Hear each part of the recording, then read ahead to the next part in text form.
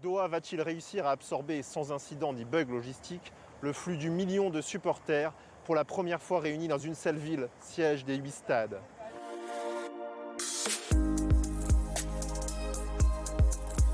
La capitale prend son rythme, les premiers retours sont plutôt positifs. 2 sites principaux réunissent la majorité des visiteurs. Le Souk Waqif, au centre historique d'une métropole qui ne cesse de s'étendre sur l'eau et vers le désert, et l'épicentre dans la journée.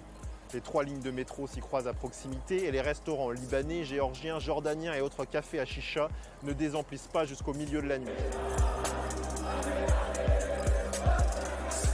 Danse improvisée et choc des cultures improbables se croisent. Pour éviter la bousculade sur les quais du métro, des barrières ont été installées et l'accès aux stations est contrôlé. La police en nombre assise jusqu'ici sans restriction.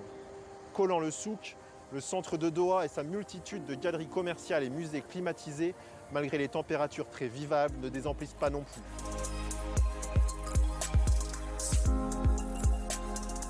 Sorte de promenade des Anglais de 7 km de long, transformée en guirlandes lumineuses et enfilade de stands de nourriture où les enceintes crachent de la musique sans pause. Pas grand-chose ne dépasse, des centaines d'agents d'accueil s'affairent pour nettoyer en flux continu. Des écrans géants retransmettent les matchs, mais à l'image des fanzones, se vident très vite. Passé minuit, pour les plus fortunés, restent les bars nichés dans les hôtels, seuls notamment à vendre de l'alcool à des prix prohibitifs. Heure de fermeture, 2 heures, avant que les chats sauvages, très nombreux, reprennent possession de la ville.